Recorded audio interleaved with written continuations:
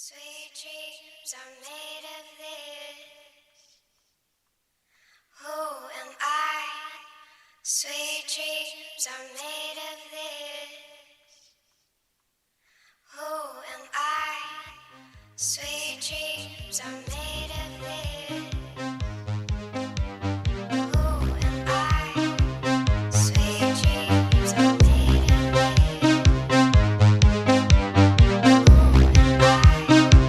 Sweet dreams are made of this.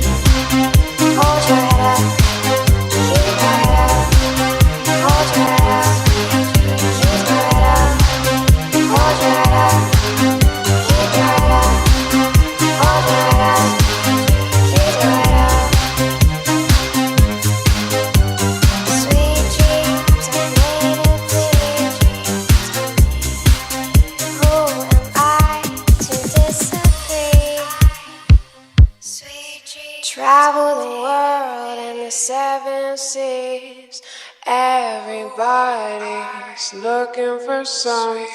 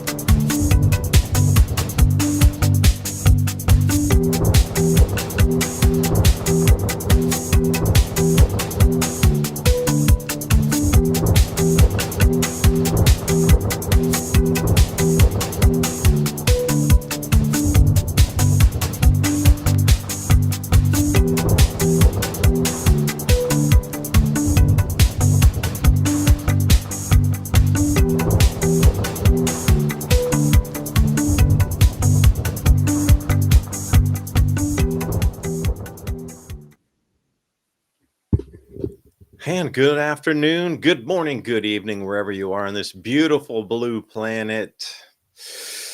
Celebrating another day of beautiful life and breath as we wander through this, well, disturbance pattern. And I also was taking notes earlier. If I may read from a pre-prepared note, COVID was a forced collapse. This is a controlled collapse of the remnants. That's kind of where we sit. If you haven't noticed, there's so many things going on. The distractions are overlapping to the point of I'm just going to stop looking at it for a while and come back after. There's a major something on right at the cusp. There's too many overlapping scatter wave pattern stories that are the genre, from the economy to the politics to the society to the movie stars to the sports betting. The scandals are everywhere. I mean, as far as you look, there's like a major, gigantic, unbelievable, like story of the year story all simultaneously happen across all genres of all news simultaneously right now. So what is coming is the question. So Ransom, I appreciate you joining me tonight. Ransom Godwin in the house with me here. And if I may kick off this episode of the Civilization Cycle podcast over on buymeacoffee.com/civilization cycle. Homestead Nurse getting us 3 double espressos. Bella 65 double espresso. Someone bought us 5 double espressos. Allison Bavage. Keep up the good work. Great show, guys. Love to hear more about the food stamps. Interested. Is it Walmart shutting the doors? No, they're hiring extra security. Almost every video I'm seeing extra securities everywhere now. So, take it for what it's worth. And I do have a little bit of update on the EBT, if I may, Ransom. Just throw the idea here. EBT has been given out. It was only a percentage of what was promised. They had to rework the numbers by the state. Those that received the monies, there's a lot of stories going around. They saw it in their card, but then they waited a day or two and they went back and it was zero balance. So it appears that, I'm just saying, first, just seems like the first 24 to 48 hours, you have to use those funds immediately when they're in there. If you don't use them, then they're gone. And that's very much the way they can do with digital currency. It's almost like a dry run for central bank digital currencies. Like, say, imagine if you're waiting for the EBT cards to get funded and then suddenly, it's there, but you only got 24 hours, 48 hours to spend it, or else it's gone. Imagine if that was your paycheck every month. Like, you had to spend your entire paycheck in the first 3 days or the first week, or you lose it all. Or if it goes in and gets negative interest rates and you're losing 5% per day if you don't spend it. That's programmable money. That's the future they want to take us to. So, Ransom, I'll start off the show. What do you think? Do you think this dry run for CBDCs and kind of the capture of emotions by not spending fast enough? Well, yeah, they could obviously do a dry run on anything. Besides, they've done it before. It wouldn't be actually the first time. This would be the first nationwide, kind of beta run to see what people are going to do. And I've been seeing a lot of videos, but I also went to Walmart the other day, and it was Mellow. boring in there. There was nobody doing nothing. They weren't. I mean, I do live in a relatively small city, but I haven't seen nothing on the news unless they are filtering the news, because that's very possible. I know that they do that in this state. As a matter of fact, there's a scandal about it now. They just been not only do they filter the news, the law enforcement has been filtering the crimes. So, I thought back about crime. this. That's a great T-shirt. Filter the crime. Right, filter it out. I was thinking a lot about last week and how we talked about these flock cameras and how they just popped up everywhere in a lot of rural areas now.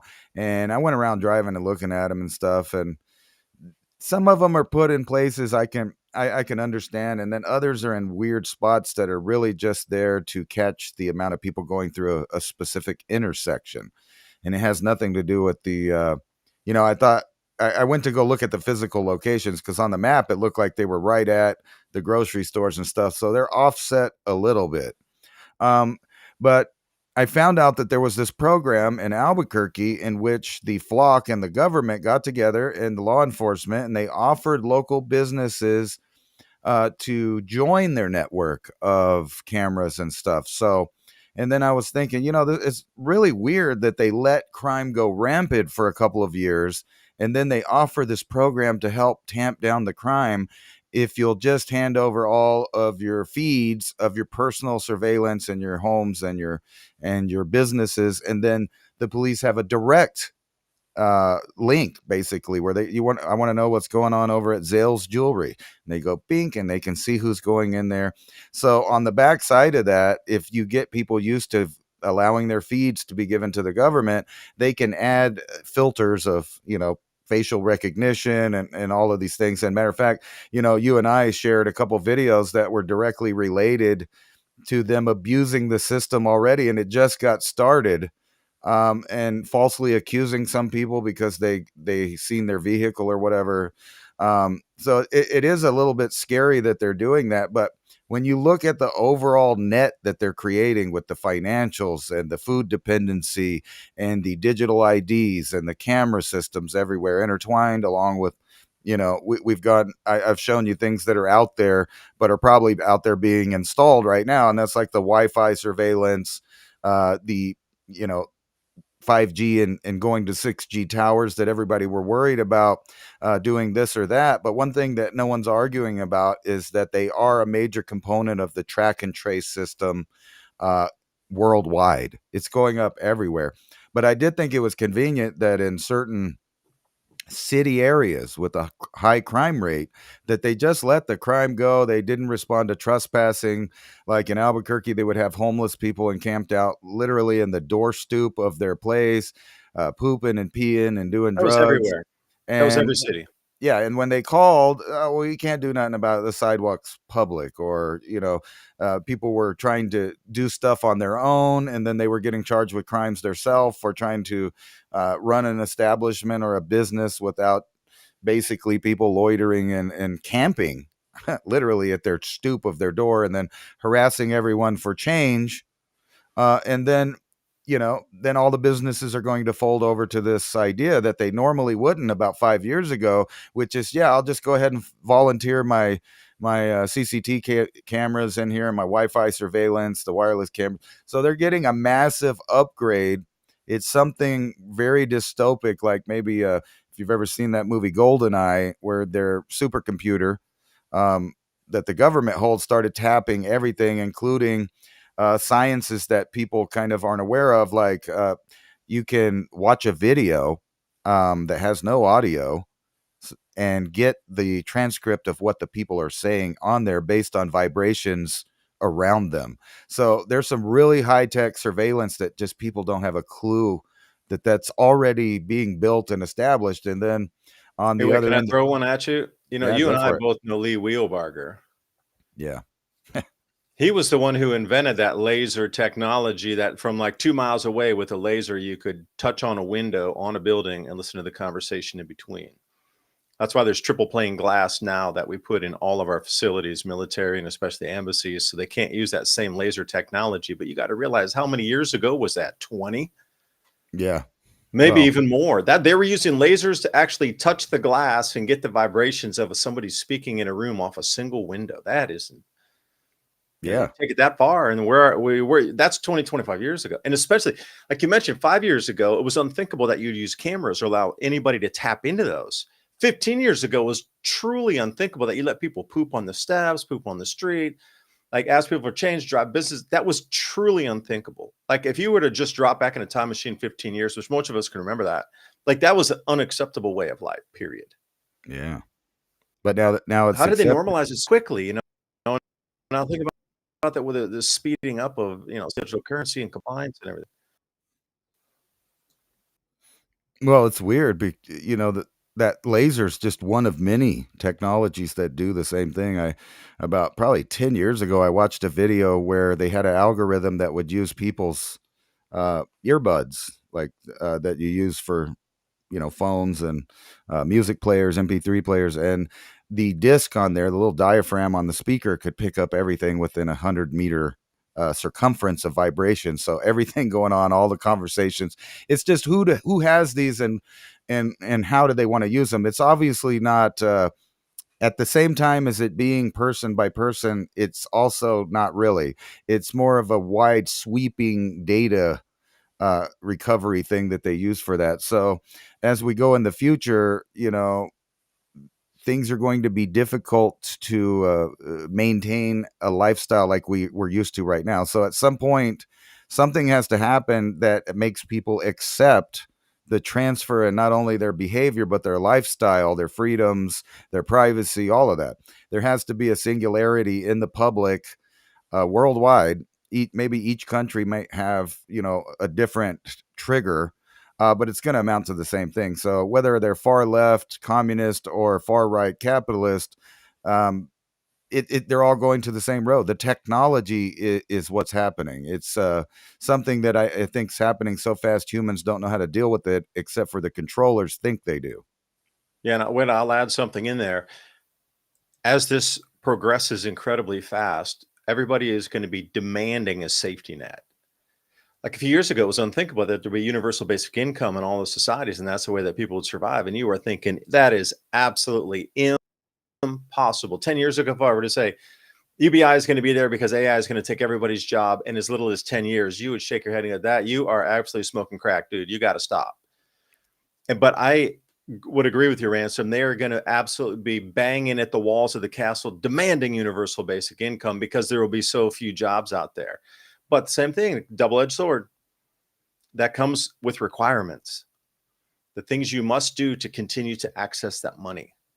Now, we're seeing a microcosm of it where the EBT system is being revamped. So what has also currently happened is, since the benefits were turned off, many states are now saying you have to reapply. When you reapply, you have to prove you're a U.S. citizen. Right. So, I mean, we're seeing this, but it's a microcosm of, all right, well, things have changed tremendously for EBT recipients where they're going to have to reapply, change the way they do their daily lives. Some of it's going to go away poof in the night for the abusers. Others we're going to get more funds because that is going to just kind of funnel somewhere else into real hands that need it. Like there's going to be an entire restructuring, just like we're seeing the entire restructuring of our entire world happen in real time right now. Now we're just seeing another micro layer of it with the EBT system here. You know, but you're I promise you, as people are going to be begging for the UBI, they're going to be begging for it. Safety net, please. Society's falling apart. We got no other way, please. And then if a war kicks off, hi almighty. Right. And this is the kind of stuff that's going to lead to that. I saw this article. I was shocked. I hope you have the video that comes with it. Let's see here. Well, Sam Altman didn't want to answer the question. Let's see if that's on here. He's like, oh, you don't believe it? I'll buy your shares back. That was his answer. Right. Well, this is part of the great log off that I was talking about. It not only went for, you know, people in cubicles everywhere processing data for various reasons, but literally humans are building the system that replaces them. And we've brought it up before. It's not unlike when Walt Disney World, you know, went to the system of hiring people from somewhere else and then having the current employees train them to replace them and then fire them and then pay the other people a lesser wage for the same work. But now, until they get AI'd out, and then Right. regular robots cruise around. right now we're at the extreme. Yeah, welcome to Disneyland. We're at the extreme where the programmers and coders, and you remember there was a meme and a little saying going back probably, you know, 5 or 6 years ago, learn to code. Well, unfortunately for those millions of people that have jobs coding and programming, they're kind of redundant now. So what happens when you have a world where all of those people have been fired, laid off of their work, and now the AI and the companies have shrank down to only a few contenders that control it, basically centralized artificial intelligence. But not only that, all of the world's powers right now are trying to fight for what it gets to say, what the AI is allowed to say. What can it actually tell you? How can it transform your life? That is being filtered. So you imagine some, I don't know, really smart kid that's at home and he's using the AI to do complex mathematics that he might use to do a real world science project. And then you realize that a lot of the technology's out. If you're up to date and modern with technology, they are very easy to do at home. And I think that's why in the late 90s, early 2000s, you saw Radio Shack and all its millions of components and parts and catalogs disappear, because that was right before the robotic revolution. And they wanted to make sure that the everyday average Joe at home doesn't have power over that system. And now we fast forward in the future and it's being dwindled down to monopolies of who gets to do it. And at the end, it'll be the governments, obviously, that are in the final vote of what gets to be said or revealed or what you're allowed to use it for, what the processing power is. And we've talked about that too. If we go to a global war, it boils down to a war of processing power. Who's the end? That would be funny, is because they were making fun of the coal miners in West Virginia. So imagine if there was like 1 or 2 coal miners that are, I am going to learn to code. And then they got on the coding and they learned to code, but they saw it ahead of everybody else at ChatGPT and they were in there day one. And then all of a sudden they're writing, doing thing. And then they write their report and go, you know what? I just took your job using AI. You need to learn to coal mine. Click. You know, because the trades will be coming back and is sweeping around like that. If you are that person that got that demeaning message, learn to code, and you took it to heart, and you learned how to code so well that you were ahead of the next steps on AI, and you put reporters out of business that told you to learn to code, please contact us. I want to have you on the show. That would be such an amazing story to hear it from, like how you'd seen the future, jumped in front of the future, and then outmaneuvered the scoundrel maneuverers. You know, that'd be a great story to have on the show here. So If you know anybody that did that and put reporters out of work, I'd love to hear it. And yeah, what's going to be next? The trades. I saw, I was listening to Mike Adams earlier, and he was saying that those who are going to be able to recycle metals out of disused buildings, that is going to be a skill to have that will be right at the very top there. Now, you can dismantle, 100-story buildings, or you can go in and dismantle 2-story homes or whatever. But it's all going to come down to this insatiable, unbelievable need for power and metals to continue this AI march forward. And again, you hit it on the head. There shall be one. The Highlander, I think Highlander was just more of like a glimpse into how AI is going to function across the planet. There really can be only one. There can be only one.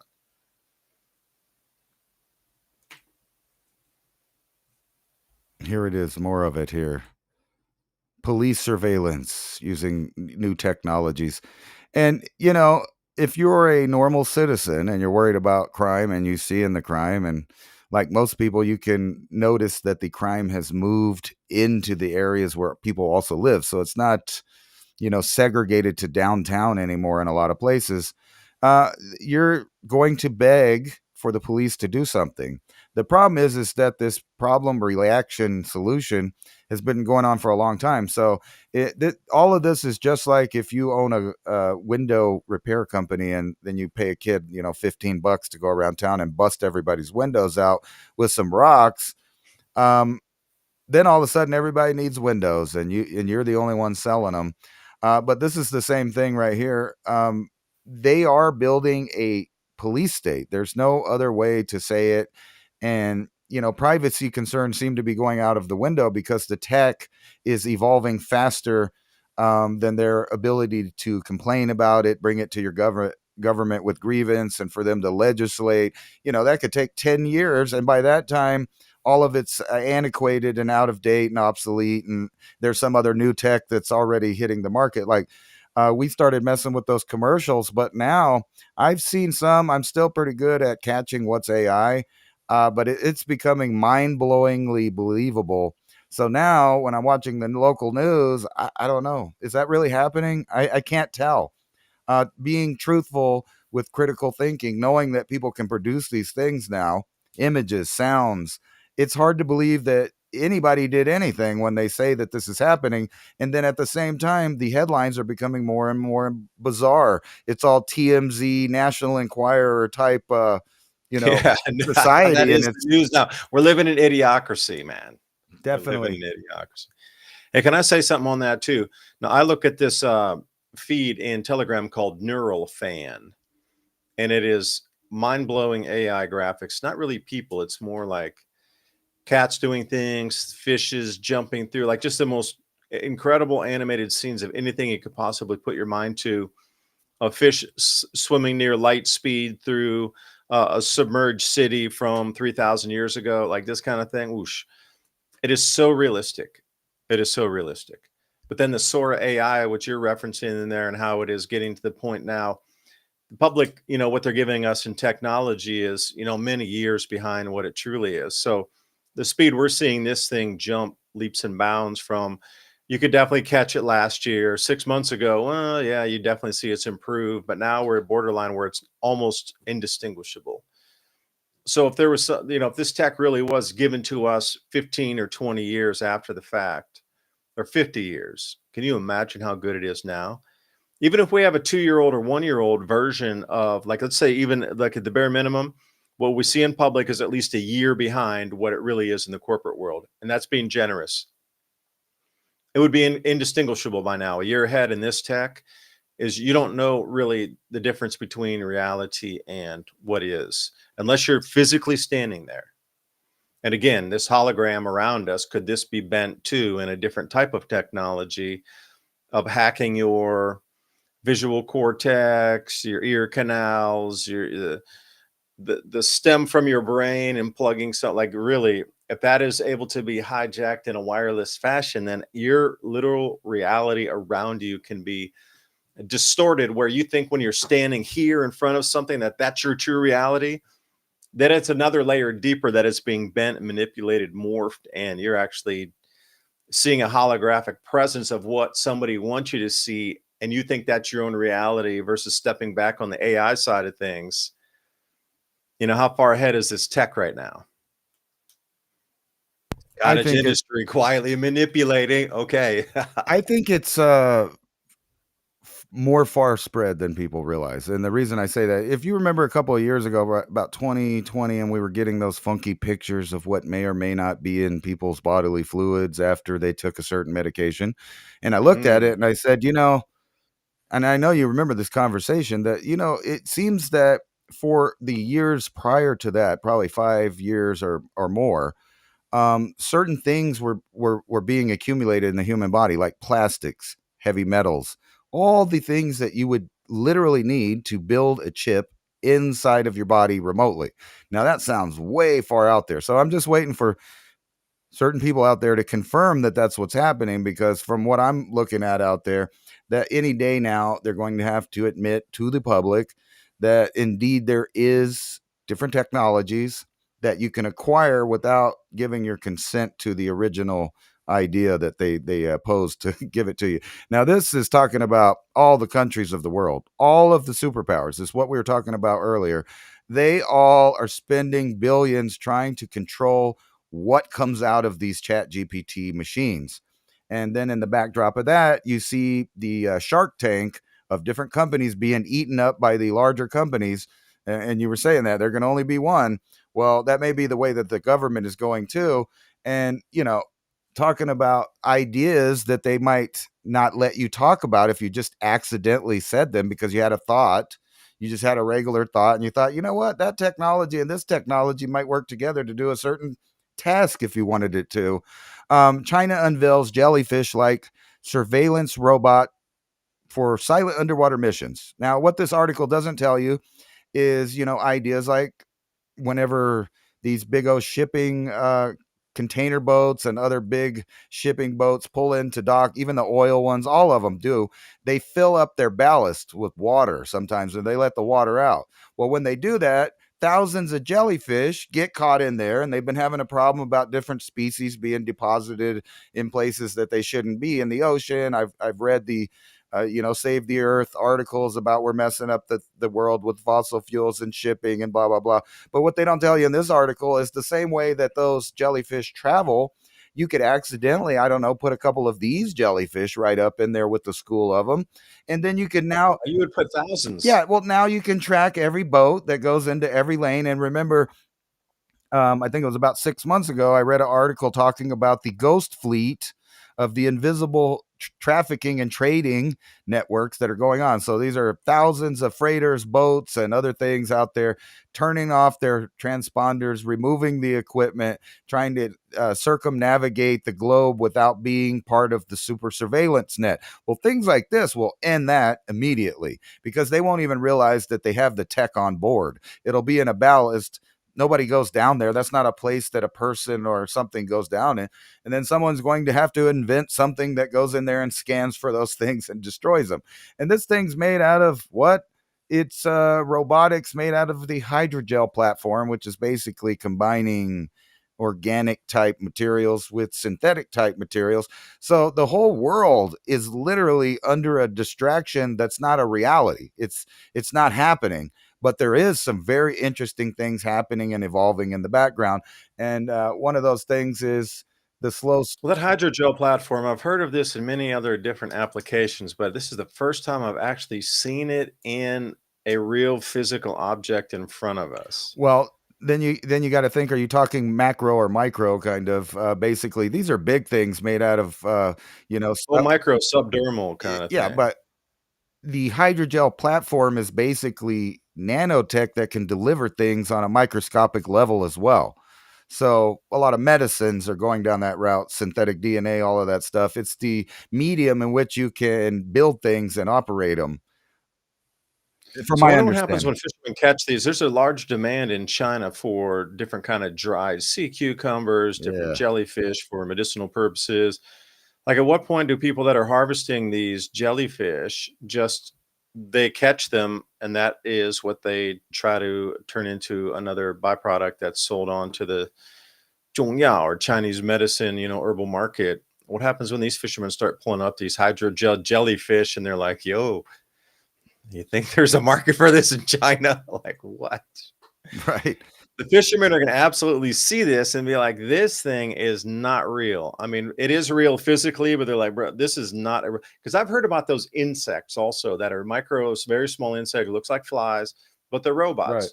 And unless you smack one with a fly swatter and then examine under the wings and notice that it's not a fly, if you cracked a fly, most times people either let it drop on the floor or they sweep it up real quick, but they're not examining it thinking it might be an actual transmission robot or a robot of some sort. That's beyond most people's even thought. Like every insect that you hit in the summertime, it could be a robot, and we need to examine every one closely. That's getting, it's taking too many marshmallows to the picnic, man. Well, and then you have the problem of people that don't understand things in the public. So I'm sure you've come across the fake birds conspiracy phenomenon where people were literally killing poor little birds, and then they would open them up and not see a lot of blood, not realizing that, a little finch or sparrow probably only has like 10 drops of blood total in the poor little animal. They're like, look, it's fake. It's not a real. Well, now they don't really seem that crazy now that there are these products flying around. And this talks about a hydrogel electrode material specifically built for this project. And think about how small it is, 4.7 inches. It's pretty small. It only weighs a couple ounces.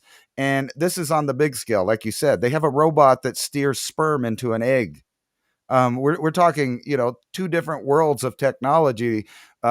And people really can only understand what they see for the most part. Like if they see it, they believe it. But how do you see and believe things that are on the microscopic cell that you need complex equipment, electron microscopes, and different stuff like that to even see in the first place? Yeah, it makes you wonder how the ancients left us so much iconography, stone carvings, these sort of things, as signals that they understood that even way back then. Comment about the birds. We've been taking a few ducks for meat here, and these beautiful cayuga, absolutely stunning cayuga males. They got a green head like a mallard, and they got black feathers, but inside there's iridescent green and blue feathers. Like sometimes they'll glint on the sun, and you're like, oh man, that is like an actual physical blue sapphire and green emerald walking through the sun. Like the most magnificent colors that these birds. But when you flip them over and the wings do that, you see some of those videos where the person had done something with a pigeon wing and they're like, look, there's writing on it. When you get the wings over on some of these incredibly beautiful ducks and these types of birds and chickens and whatnot, when you do the wing like that, you can actually see reflective iridescence in it because, well, that's their pattern. So you could mistake that. Oh, there's writing inside there. But I mean, these are our ducks. We got them. We actually got the eggs ourselves from our own ducks. When they produced eggs, they were fertilized. We hatched them out. We incubated them, took them to the whole incubation period. Now they're old enough to harvest. So I know that's not a robot duck that we have. So when you turn over the wings and you see that iridescence, like those videos where they do that, please be a little discerning on the information you might want to consume. Like there's a huge amount of beauty in nature and just such like mind-boggling colors that you just wouldn't think. So when birds are flying, you got to think they're trying to escape predators. They're trying to confuse predators from beneath them and above them and behind them, right? So what kind of color schemes do you need to like reflect something to make, whoa, I thought I saw it there and I attacked in a different direction. That's what all this is about is, reflectivity to escape. So, I mean, nature, you ever see, how many insects do I see during the summer out here? It is mind blowing, like the greens and the blues and the yellows and the oranges and all these kind of different colors that are so bright and vibrant. I mean, everything has color on it pretty much if it's in nature, unless it's jet black or pure white, and that's rare in itself. So I was going somewhere with the birds, but don't believe everything you see about those videos of an underwing that kind of showed something reflective and iridescent, like, oh, it's got to be a robot. It's not. It's nature. To a point. Now, I know, understand what you're saying. Like it could be. Well, maybe. Is that fruit we're seeing out there in those bins real fruit? Like the questions go on and on. Depending on how deep Real, you or wanna they get. implanted a memory of a real duck, and it's really a robot. Right. that's the kind of stuff that kind of I'm talking about. And then everybody, the population, the average Joe, has to come back down to earth and stop thinking about those kind of things that are probably happening out there in the world right now. And think about this: uncertainty over federal food aid. And you know what? I do like the fact that normal everyday citizens with money didn't rush to the store and do what they do if you tell them that there's a cold storm coming. Then they'll go wipe out the food. Weren't you telling me something about some cold stuff coming down? And then before we talk about the weather for a minute, the uncertainty of this shutdown reaches a crisis point. And I was just wondering if they were just going to roll out this DHS facial recognition system right at the grocery stores, the one that they say people can't refuse. Because I'm on one side of this idea of deportation, but I tell you what, I'm not doing that. I'll tell them to go, climb up a rope, as to be polite. That I don't have to and will not take a facial recognition scan from some guy in a uniform standing on the side of the road. I'm sorry, I'm just not doing that. It's bad enough I already have to go through checkpoints in which they question my citizenship in the middle of my country.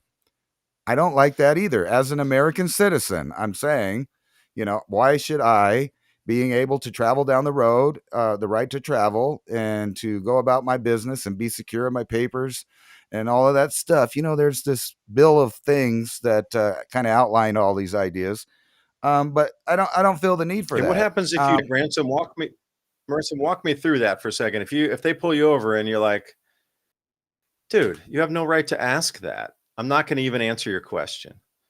Well, you might offend the border Well, patrol what can they officers do? I or mean, what whoever. happens? The guy They'll would pull you literally out be of your. like, dude, you've got to be kidding me. I'm not going to answer the question. No. Well, And then then you're what going to have a happens? long night. You're going to have a long night. They're going to pull you out of your car. They're going to probably cuff you for their safety. They are going to violate the Fourth Amendment and go through your car and maybe even take it apart. And then when they're done and they don't find nothing, you can try to sue, but the Supreme Court has already ruled that they have a right to stop you and look for human odor and drug contraband. So, under that umbrella, they're allowed to get away with doing that nonstop. Now, I understand that it's your constitutional right and yada, yada, yada. Like I was saying, I don't feel like I should be stopped. However, it's a lot easier to just say I'm an American citizen. They say, can I see your ID? Does it really hurt you to let them see it? But it's a slippery slope once you start volunteering to violate your own rights. Like I was talking about the flock security. Now, people might might say that sounds kind of lefty or whatever. No, that's completely constitutional traditionalist, I guess. I should, and every other person within the borders of our boundaries has a certain right to privacy. However, they're saying you don't have that right by doing this. And if you allow them to do it to a certain group of people, whether they're here illegally or not, the fact is that you will also have to show your face and not be able to refuse facial recognition apps in the future for whatever future law enforcement trend is going on. Here, let me get mine out of the way so we could look at the cold weather. That might Well, just we just wanted to jump over to Civilization Cycle, buy me a coffee, and say thank you to everybody supporting us this week here. Nigglesworth, hey, David, I'm a big fan. I've only ever listened to your podcast. This evening is the first time I caught you guys live. Thank you for finding us live here on we used to be on Revolution Radio, but now on Rumble. Rebroadcasting. Ransom rebroadcasts that in the mornings over on Revolution Radio. So if you want to listen to tonight's episode, Ransom, we can maybe add something in there on that. Big info you're sharing. May I ask why you don't upload these episodes to Podcast World more often? I do at least one a week, possibly two over on the Civilization Cycle podcast. You can listen anywhere podcasts are hosted across the net. Although I found out today, Studio FM, we need to re-upload our listing there. So I've already been on that. I was working through the whole podcast world today. And there was another one, Ghana, that comes out of India. We need to get up on their podcast listing and their service inside there. They have our show, but they don't have any episodes listed. And they have our show art, but no episodes. So I'm like, wait, and we need to get into these two directories. One's in India and the other one, Player FM. So to answer your question, we are trying to and expanding our presence out in the world as we speak on the internet side of things. Homestead Nurse getting us, at the beginning of the show, someone bought 3 double espressos. Thanks always for the conversation. Well, thank you, BB. And Taco Banana says, hey guys, the repo market hiccup on Halloween. Do you think we need to worry about having cash in the bank? And William Hooper, thank you for buying us 3 double espressos. Ransom, I'm going to throw the question back at you tennis style here. Repo, there was a huge crash on Halloween. Everything was like, the amount of damage done in the crypto market alone during that time was just like, how do you have things drop 50 or 40% in like a couple hours, then jump right back up again? It was a purposeful wipeout of almost everybody that was in crypto. Unless you were just sitting there within a wallet and you were like, I don't care what happens to it, you got wrecked. I mean, absolutely wrecked. Because all these stop losses got pulled through on the high side and the low side and just absolutely wrecked and really stripped nearly, I would say, half the wealth of individual holders in crypto got stripped in the last time. So do you think that we need about having cash in the bank there, Ransom? I would say you need to have some cash on hand for sure. Because if the bank's closed down, then what? Then what's going to happen with you? Are you going to be able to, at that point, I got to get back to the screen here. What are you going to do for funds at that point then? I guess would be the question there, Ransom.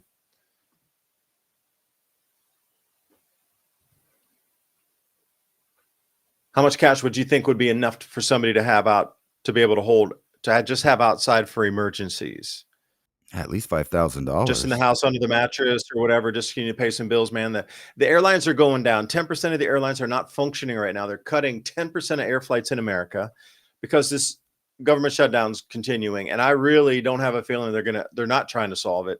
It's going to continue probably for a while. This whole EBT thing, again, if they really are pulling people's funds after 48 hours, if they don't use the money, then damn, this is really going to get nasty. And if it continues to get nasty, it's almost like the Corporation of the United States has gone bankrupt. And this is literally the just like sale of assets. And it's just going to go and continue down. Because I don't know if a corporation that's out of business can continue to operate as a corporation. So if you think about that, if the Corporation of the United States actually was defunct as of that government shutdown date, then it won't come back because it's not the Corporation of the United States any longer. It's a bankrupt entity that is going to sell its assets and come back as something new. Hence the stable coin issuance in the genius. Anyway, how much cash is a long-winded answer? Food stamp in at least $5,000. Yeah. You don't know if it's going to last for months or how many months or how much in the hole you'll get trying to patch it up. Like right now would be a good idea to go shopping for Thanksgiving right now before there is any crazy things, because later in the month, obviously, people are going to be trying to travel everywhere. They're going to be spending a lot of money. It might be a lot cheaper for you to just stay home this Thanksgiving. A good idea to just wait out their little games that they're playing. And I'm pretty sure that the SNAP benefits was just a game to manipulate the election. You'll see that they'll reopen the government right after these midterm elections are over, or shortly before that, once they got enough people in seats that they wanted them to get in. And speaking of that, people are deciding to move based on their imagined affiliation. They're literally starting to do, but on the bright side, voting with your dollar is one of the most powerful things that a person can do, or a company, is to vote with their dollar. If you don't like the way things are going in a certain area, you just move your company and allow other people in another place to enjoy whatever it is you offer or the benefits that you get from the local government there. And, I think what's about to really happen, and seriously, is that all of the networks of human safety nets have basically dissolved or dwindled down to nothing, to a super corporate dependency state. And when I say corporate, I mean the corporation that you're talking about failing of the United States. It's government dependency in, when you're talking about 41 million people or 42 million people that are on assistance programs. I know for a fact that some of the assistance programs are set up to make people stay in the system. And what I mean by that is, in certain states, they offer the assistance, but you basically have to be single parents with no job. and you can't have a job because, you know, you have the kids. And then in other states, they make sure that you have to try to look for a job to get the help. The problem is they won't let you have the help past the starting point of your new job. So in other words, they arrange it always to be a handout and never a hand up. No one's going out there for, like, you know, getting to work 6 months and bringing in the benefits and then getting ahead and getting on their feet. That's not how it works. If you start working, then they'll cut your benefits and you're basically bringing in the same amount of income as you were when you were unemployed. So for people that are in that situation, it's like not in their best interest to go get a job. And besides that, Yeah, they make it all of like that's a very good point, man. That is a very I never thought of that. It's just that there's balancing a act of still keeping you in that lower rut, man, letting yeah, you versus letting it's you get a out. that's always what it amounts to, is a handout, not a hand up. Our style of help and assistance should be a hand up for citizens so that they could become self-dependent. And they don't want that, of course, especially if you can have, you know, let's say a fourth or 1/5 of the population swinging in one political direction or another based on what free stuff they get. But yeah, the airline thing that you were talking about, I think that all goes into the fact that we are about to go into a new era, and part of that is what I was going to show you here. So all of those safety nets, basically like community. I don't know if you're part of a church organization or a prepping group or whatever it is. The fact is that that's the minority of people. I mean, of the real small minority of people that actually have some kind of system or friends that have any kind of resources. So most people are up the creek without a paddle, and part of it is because we've become so segregated and tribalized that they've managed to get people down to 4 close friends. Now, if you're a surveillance state that's trying to pay attention to trends, groups, grassroots things, the best way to do that is to have it all sectioned off where people are in very small groups of dependency with each other and the system. And then that way you could also, spy on specific stuff. And this goes all the way to the idea of, ads that are specific for you. They're trying to segregate people all the way down to, and it's funny because the system is anti-individualism, but at the same time, they want to reduce you down to a digit so that you can be digitized. And that's part of the reason that you're seeing stuff like this. And I'm seeing no stop to, the destruction of society, whether or not they're just this straight up pollution in an area or them not telling the public the truth about stuff. You might have saw this article from San Francisco with all the radiation levels detected, but nobody's going to take the blame for that, or even it's might be an accident that they even found out about it. And then the Yeah, wait a second, administration's Ransom. Can I stop yeah. you? Can I hit you up for a second? Now think about that. You just said you're already talking about Thanksgiving. There are going to be disruptions, and every year anyway around Thanksgiving, it's already just like the most crazy, hectic travel time, blizzards, snow, delays. People are losing their minds anyway, Right. and we're going to be at a minus 10%. Just that's going to be the baseline already, minus 10% of the flights. Like, and it's interesting you mentioned that Right. it seems like we're entering a new phase of something, because I've talked to a couple other people that feel the same way, like we're at step 2 or the new phase. Can you like define that a little more and what you mean by that new phase or the new world part that we're entering in now versus what that COVID come out of that, some stability a little bit, but now we're entering right back in. Well, it's the shutdown of movement, a free movement of people with resources. They don't mind if people with zero resources migrate. That's not what we're talking about. We're talking about people being able to move from country to country, state to state, own their own property, have their own resources. That is being cut out. So if you remember during COVID, what happened? They canceled traveling everywhere. Everybody kind of shut the airlines off so that incoming flights from other countries wouldn't come. You couldn't go here, you couldn't go there. You had to go through their facial recognition stuff. You had to follow their rules. And then now we see that didn't really stop people from doing it. It was like a beta run. So how about if we just reduce the amount of airline tickets that are available out there for you to travel anywhere, and reduce the number of flights, and then have large televised events of the crippling infrastructure of the flight everything about the whole idea of flying places is Hallelujah. crumbling. And we were right on that, man. I remember when we did the show about how they stopped using U.S. inspectors, lots of DEI hires at the factories, much more mistakes, no inspections, ever increasing aging and crumbling infrastructure for not only runways, air traffic controllers, but the planes themselves. We've seen everything from doors blow off to fire start, engines fall off, crashing at the start, crashing at the finish. It's becoming a nightmare to even think about wanting to fly. And then on top of that, you have, what's called this misery map here. So these are the main airports in the United States, and that little red graph are the amount of people that are stranded right now as we speak on either canceled or delayed flights everywhere. So you could see like over here out of Illinois and Chicago and Detroit, like either half or a quarter's gone. Out of New York City, over half are delayed or not coming on time. Man, that is They're a not going at lot. all. That is a lot. You Look really at don't understand how many that is. Look at that right now as we speak. I think, let me make sure and I'll reload it in No, case. Atlanta's one of the world's busiest airports. I think it's in the top 3.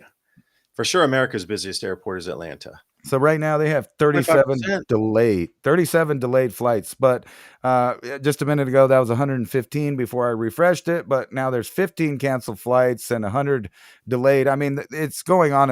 And different hours of the day, this graph goes bigger. So more red, less green. Then you'll get a little bit of green back. It'll go back. So I've been paying attention to this all week. And basically, they're reducing the ability of anybody to go everywhere. The whole system is collapsing as far as flight. But what's not going to collapse is the need for flight and deliveries and transportation. But they have an answer for that. It's just that people don't like it. So they're going to have to be sold on the idea that it's safer, more reliable if we just allow AI to control the air traffic controllers and the airplanes. Now, you might not know this, but they already fly AI. It's called autopilot, and it's been getting updated each year. They've added a little bit more programs. So now they have intuitive programs in control of the autopilot. So more and more, there's not going to be a person involved in all. There's not going to be some guy going radical or feeling sad. And, supposedly that's the excuse sometimes. They just got depressed or whatever. That was Who an knows? excuse when the AI took it into the ground.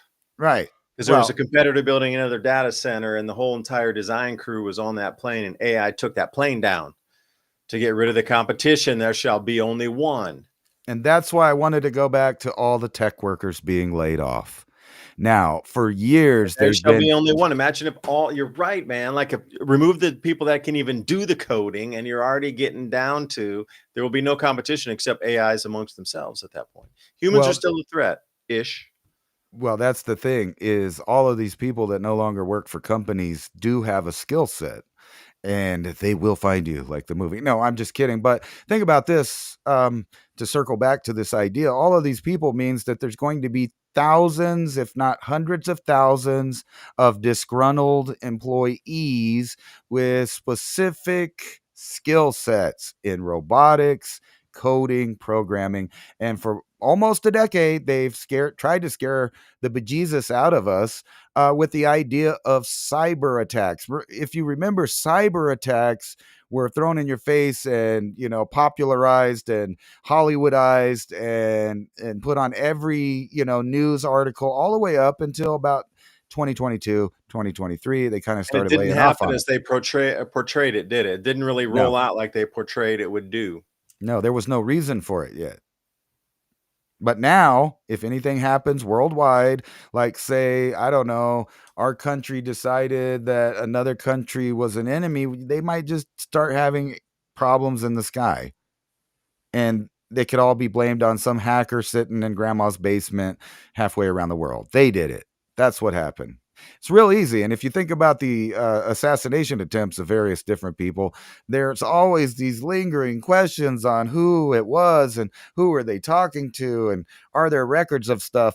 And recently, Discord denied that there was any data or transcripts or any of that of a certain incident that happened recently, and now it's all public that they did indeed. Of course, they keep all records. We've been telling you that over and over again. There's nothing private, not a keystroke, not a conversation, nothing. And it's expanding out into ways where people are worried about feeding themselves and whether or not they're going to pay the rent. They're not busy, fighting the technical revolution of spying and their rights dissolving. They just aren't doing it. Yeah, it's like this present world is not meant to last past this era. So everything we're seeing decaying there's already something here showing you that it's not meant to go past this time limit here. We're at the very end of it, or they would be repairing it. So it is at the disposable edge of things. So you might have to ask yourself, why is that? Like, what are we going to be entering where none of our infrastructure currently, from the locks to the roads, the ports, and everything in between, is no longer going to be needed in the future? They're letting it go. They're not spending any money because they know at the end of this event, it is not going to be usable any longer, or we won't use it.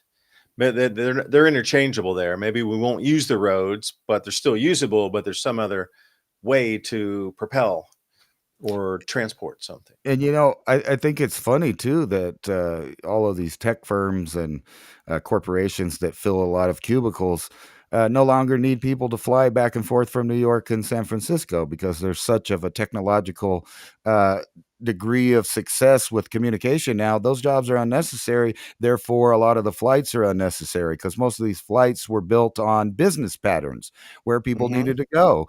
They needed to be in LA tomorrow. They needed to be in Shanghai. They needed to be in, wherever it was. Now they don't need that. There's just less and less. So you're going to see more and more of the elite being the only people that are really flying on flights around the world. But that's okay. You're going to have to Putin get in on a share on a private plane. That's going to be the future of air travel. So again, if we're talking about the future of air travel, or you're looking for a niche to dive into, hey, note to self here: arranging flights and tickets on private airlines that, because some of these airplanes hold up to 20 people. So imagine if you're splitting the cost, instead of going to a commercial route or getting like a first class ticket, to be able to find those with airplanes that would be willing to like share on the plane. So if they have a 20-person plane, they might be able to get 10 or 15 of those seats filled going over to continent, whatever that is. I'm not going to talk, but it'd be people who had an idea of, let's say I have an airplane that has 20 seats on it, and I'd say, all right, give me some cool people, and we're going to fly over to, but only 10 people extra and with. And it's going to be like hands, private airline. I wouldn't even say airlines, but just private individuals who own their own private jets. Might be the future of transport. You're going to have to find your costly to get in on that too. So imagine a first class ticket costs you X thousands of dollars. Anything transatlantic, trans-Pacific, you're looking at 5, 6, 7,000 at the very minimum. So imagine, and that's with an airline with a bunch of other people, right? Hundreds of people. So what would it cost to get you on a private jet to fly over to Shanghai on a jet of 20, where they're selling 10 seats on the total cost of somebody who owns that private jet? Is it going to cost you 3 times that much? And if you want to go to Shanghai, it's 15 grand to get on their plane. I don't know, but that seems to be the future we're moving into. So again, think about it, arranging people who in the future, if the commercial side of things slows down or whatever, that you are connecting people that jets with people who wouldn't mind having their private planes to go to another spot. That could be a side hustle.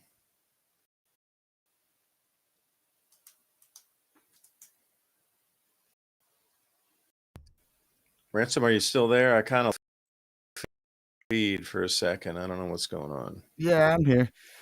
The side hustle. That's why you need to expand from more than 4 friends and to people that actually have skills or resources for your common good. And it's just going to have to be that way. Starting out with probably beef being the first one that people are really going to have to start making networks for, is their protein. And they're going to have to take gardening serious. Maybe next year they'll figure it out. But it does seem funny to me that all the travel plans and the food and everything else is kind of coming to a halt here in November. Um, but I think it's just, like I said, most of it's just a distraction away from stuff that they're going to be passing through the new legislature once they're done with the new election. It's something. Oh, I think we're still live, though. Yeah, I Anyway, am. I'm here. I just totally locked up talking about that, and then you froze too, and that's kind of weird. Like we'd freeze just talking about arranging people to get into other people's airplanes as a side right. hustle, But that might be the future, really. In the future, think about it. If commercial airline decreases 50%, 50%, and your carbon credit score is only going to allow you a certain amount of flights per year, and you still need to get somewhere else, you're going to have to go in that market, like you talked about, outside the measurable market. Because I'm Right. sure the people though that own those private jets are not going to be on that measurable carbon credit score. If they were, like I saw this interview in Norway today, you could just buy it from somebody else. And again, this will allow those who are not traveling and want to stay home for you to buy their carbon credits so you can still travel. Again, the whole thing moving forward is they need to milk your wealth. And if they can charge you carbon credits and then you'll still be willing to pay that excess fund tax or whatever, or urgency tax to buy other people's carbon credits because they're not going to use them. And you need to have that first before you can go anywhere, in addition to the extreme prices. It's almost like we're reverting the clock back because, the story is if you wanted to fly somewhere in, say, the 1940s or 50s, you had to be wealthy. There was no poor people in like scrappy clothes flying on the airplanes in the 50s. No way. It was, and you go back to the 30s and the steamers and this sort of thing, you had to have money to travel then. It was not everybody traveled, man. It was exclusive and it was expensive. And only the wealthy traveled. Seriously, only the wealthy traveled. And please remember us here, buymeacoffee.com/civilization. Also, civilizationcycle.com. Jump over there to the website, newest player. I just loaded a new episode there. I think it was episode 578 or something around that number. And information to help us improve our lives, get those conversations started, find the solutions right over there at civilizationcycle.com. Sign up for the newsletter. We'll give you 10 bullet points of these points we talked about, and another way to start the conversation and think about solutions with others. But we're going to take a 2-second break here. Please enjoy our sponsors. We think there's some amazing products that will help enhance your lives as well. We wouldn't put them on here unless we believed in these. So support our sponsors, and it's a way to keep us on air as well. Be back shortly after the break.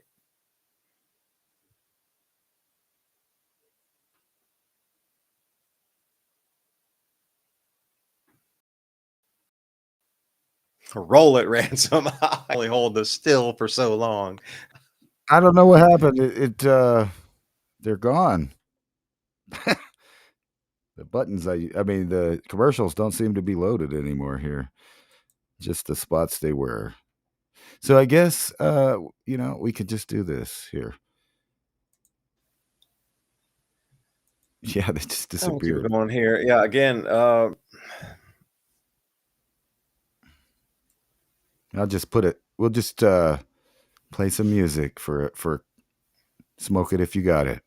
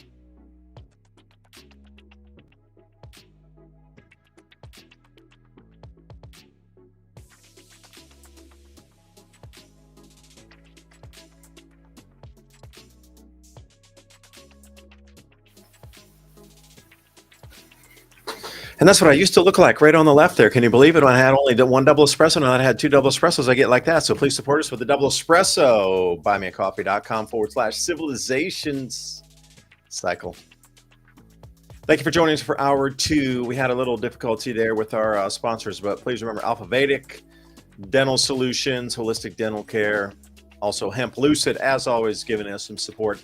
They have some amazing sleep products, and I know a lot of people are super stressed out these days. They can't really, fall asleep that easily, but it's all natural and it's not melatonin. It is a different blend and mix that I've tried it. Doesn't make you feel groggy in the morning. You kind of pop up really like, well, that was a great sleep, With the time change, I seem to be doing way better getting up with the light coming in a little bit earlier than it was before, because it wouldn't get light here until like 8:15 in the morning. And I like waking up around 7 or so, 6:45, 7. That's kind of my sweet spot to get up. But that time change flipped us back where the sun comes up a bit earlier in the cool time. But all that we're talking about, also vni.life/civilization. You can check out the products there. Amazing, different way to allow all of those products, whether it be the rehydration or the micronutrients, the way they have formulated it, it gets into all the cells. Like you waste nothing, it goes in all the cells. And that's the whole thing, is about getting hydration into the cells. A lot of that doesn't make it to where it's supposed to go. But VNI.life, I'm going to have CEO coming on next week, and we're going to talk about some of the chemical properties of the way they create the products. Again, like nothing wasted, everything used. It's such a digestible and like fully functional ingested product to hit where it needs to go.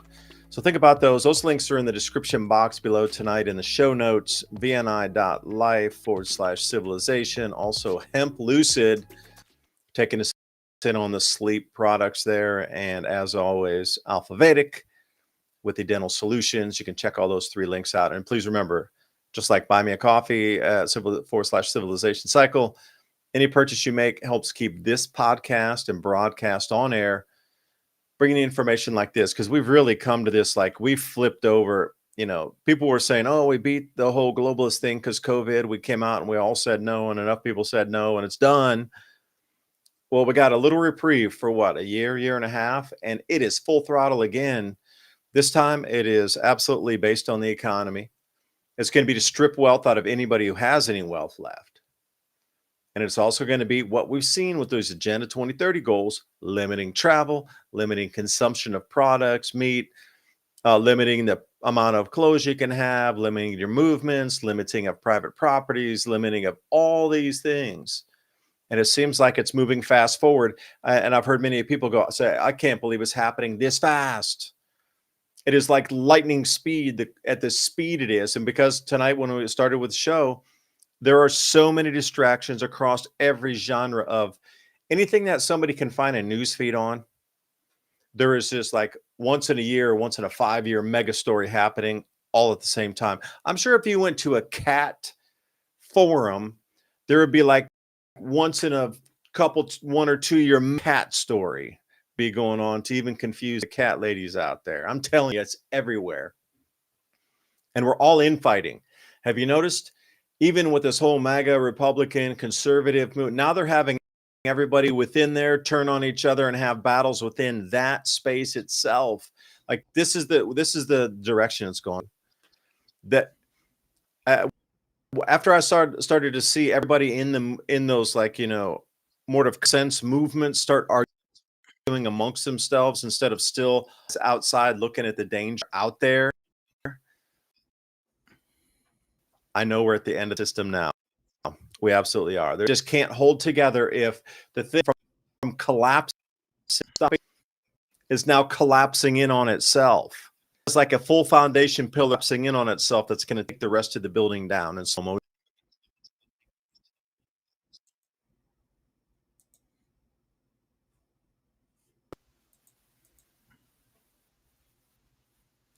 What were you saying about the catastrophe? Somewhere.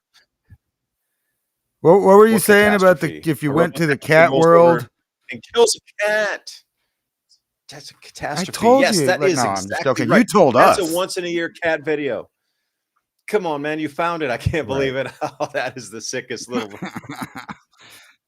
No, yeah, of course there's a catastrophe going on for the cat people and the dog people. They're probably worried about, if they don't have money for the food, how are they going to, use their money they usually use to feed the pets and all that stuff.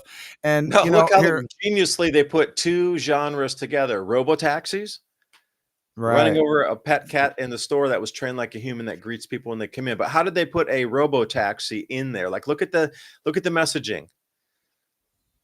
Well, it's not Robotaxi. good messaging for the robots because they squished the poor little kitty that everybody liked. There it is, murdered by a robot before his time. Oh, No, I'll scratch but your eyes yes, out if you get too close. just Get that thing away from me, dude. That's a furball. just like you were saying though, that is happening, and there is an emergency for everybody anywhere. Are you a feminist? Are you appalled by one of the Trump supporters grabbing the Mexican president by the? No, I'm just kidding. He didn't actually do that, and he's not a Trump supporter. I was just making light of it. But this is, Didn't somebody arrest him? I mean, if that was like, oh how'd you yeah, get that close to the president anyway? That's a complete failure right there on security. Like, how'd you get so close? woo! Oh, almost Yes, got sir. it. On the neck, Almost. grab those nays and grab the hair. Oh my! Yeah, that's That is a messed up. complete failure. How did he do that? Oh, I loved you. You're such a beautiful. That was my Be my first presidential question. wife. That was How my did they first get question that too. close? That's crazy. How do you get that close to the president? What if he'd had a knife, man? Well, what's That's not funny crazy. about the circumstances in Mexico right now, all kinds of people. Matter of fact, the same thing is happening in Germany with the AFD party that's happening in Mexico. That if you have a certain opinion and you run for office or hold office, you better look out and you better get better security than evidently the president of Mexico has, because that looked like one of those Girls Gone Wild videos where the drunk guy stumbles out of the bar and just gropes somebody inappropriately there. But that was the president of Mexico, where her security services didn't see that guy coming or whatever happened. How could you not? And during the same cycle of news, one of the mayors that would be running for against her in the next election, he got capped at his own party right around Halloween. Yep. But Messaging. We got that close to you too now. You better exactly do what we say and it might want. We just proved it that we could get that close. yeah, it That was might a actually be message. that. Think I about think that for a second. And that was a message there. that was definitely one of the messages to them. And they got there's so many things, you still worried about your egg prices and your chicken prices. Well, No, we're turning all the birds into meat now because just as a thing on a homestead out here to bring them through the entire winter, you're going to spend like, oh my gosh. So like hundreds and hundreds and hundreds and hundreds of dollars in feed bill. Your feed bill is going to be huge through the winter because they can't forage out. Like we let our stuff like get out and go wander around all day in the field and eat bugs and do all that fun stuff. You can't do that in the winter. You got to 100% feed them. There's no wild foraging going on. So like taking birds right now, I am going to say if you used to buy from somebody who was on sort of, hey, they got a farm, we get eggs every week. It's the middle of the summer. When it comes into winter, they're going to start culling off a lot of their flocks also because feed bill's just too high. Unless it's like a banging business where you're getting $6, $8 a dozen, people just can't keep them through the winter. It's too expensive. So most people are cutting down, like we're taking ours probably 60, 70% down. But again, that'll be a bunch of meat through the holidays and things. So if the egg production on the homestead side or the local farmer side reduces that much as well, I mean, we're trying to keep some egg layers, but everybody else fire sale, well, not fire sale, but boiling pot sale. There's going to be less eggs. So don't rely completely on your farmers through the winter because they need to reduce because it costs way and all the feed, our food's gone up. Damn, the feed's gone up too. It used to be like $5.99 a bag. Now it's like $13.99 for the same, like layer pellet and that sort of thing. Soaring costs on Thanksgiving. But what's interesting is I watched the Walmart CEO interview and he was with somebody who was trying to antagonize him. saying that, oh, everything's so much more expensive. And he goes, no, actually the cost of turkey's down for they had like a bundle package where it came with like all the trimmings and different types of veg and all these things. Like when you get that pack, it's actually down some percentage from last year. But now it seems like the turkey prices are going back up again. See, you're getting a mixed message because I directly saw and watched that CEO of Walmart give the briefing on what the Thanksgiving meal package was, and it was far less than last year. It was definitely easily 10% less. But then you're getting the Sun here saying that your Thanksgiving meal is going to be 25% pricier. That is, And you're not going to get it with EBT. You're going to buy it with cash. oh, okay. But anyway, there's a huge disconnect between CEO president telling you their food costs are going down, and then the Sun saying it's 25% up. So again, be discerning with your news feeds on what you're going to believe. Well, it makes me think that, this article has nothing to do with EBT. It might mention it, but they're Sun's talking about an English publication anyway. Yeah, they're talking about just prices going up, in general, though. And it's funny to me because, like, over here, Can you go to the travel section? I'd like to see what's over in travel anyway. I'm wondering what the travel. Yeah, right there. Click on. I'm curious. Everybody, let's go on a journey. This is for England, so English viewers like.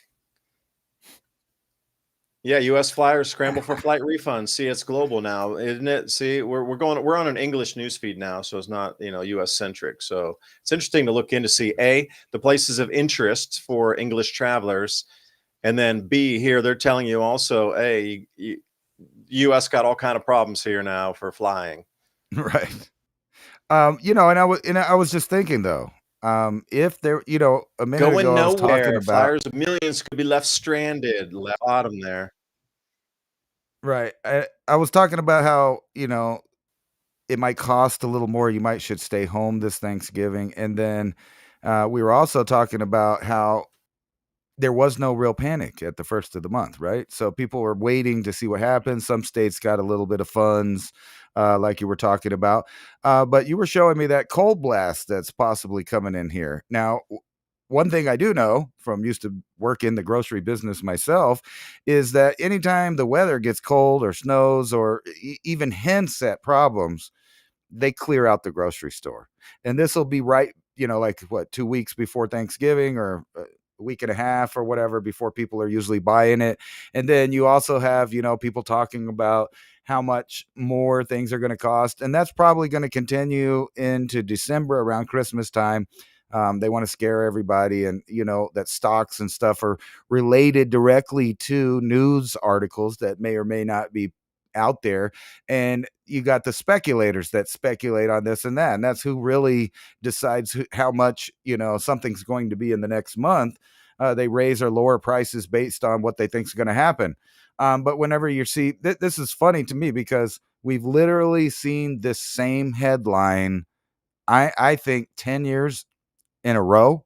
10 years in a row, every year, the bird flu surges amongst poultry, and then they scare the bejesus out of everybody about prices of eggs and chicken and turkey and yada, yada. They do it every year. It's like, don't you remember last year that you guys had this same article that pops up? It seems like they know that. But David was showing me this polar blast that we're probably going to be getting. And I was just thinking that'll be the catalyst for people to go out and over grocery shop. My advice is to go out right now at the beginning of the month and go ahead and get whatever you need. And you will probably pay a lesser price for it now than you will in 2 weeks. I'm just saying.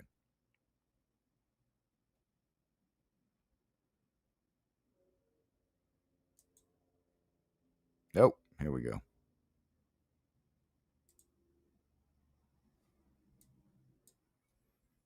We can't hear you though.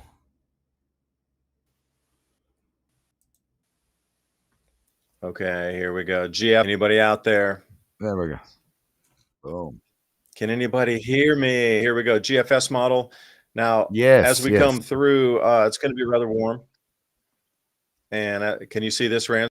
And then boom, and then right about there, record cold, November 10th, all the way through the southeast. So if we're talking about grain crops or any kind of crops, I don't care what you have, because there's a lot of late season veg and sort of things that hangs on from that line at Tennessee all the way down to the Gulf Coast.